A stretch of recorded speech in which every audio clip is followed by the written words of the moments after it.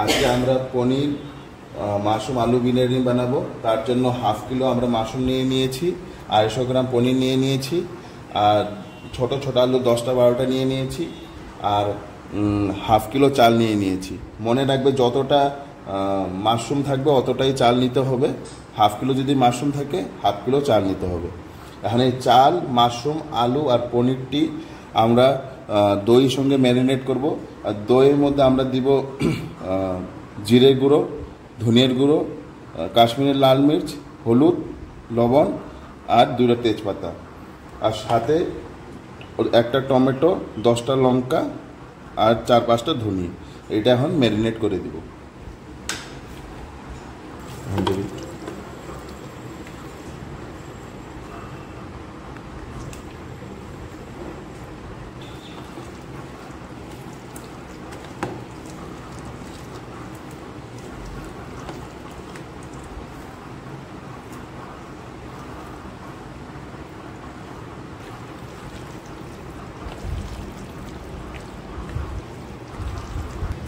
এই যে সবগুলো ম্যারিনেট করে 45 মিনিটসের জন্য রাখবো, তারপরে রান্নাটা শুরু করব।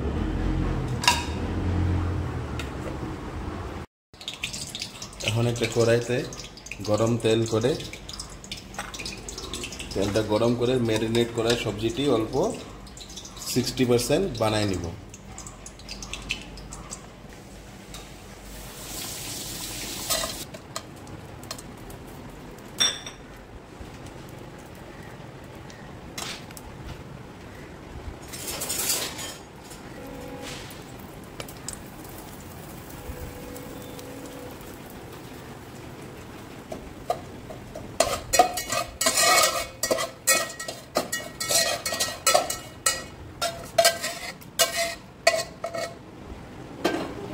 বিরিয়ানি লেয়ারিং করব। আগে 60% কুক রাইসগুলো আগে প্রথম একটা লেয়ার বানাবো।